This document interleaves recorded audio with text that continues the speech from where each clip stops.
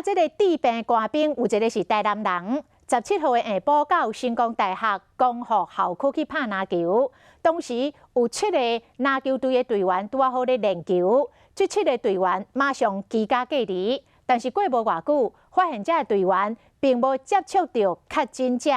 确诊者是甲另外13个人拍球，即摆等咧找这13个人。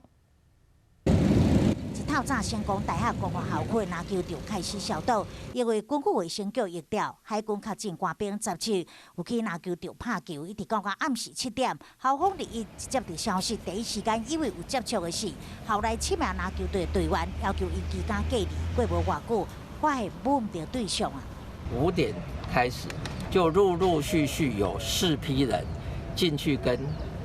这些军人一起打球。 调查监视器是另外13个人有甲确诊者接触拍球，紧急发通知找人，初步透明比对了后，有11个是校内学生，另外2个疑似是校外人士。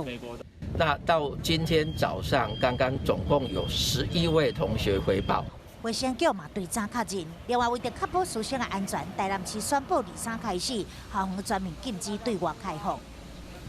上学前或是放学后。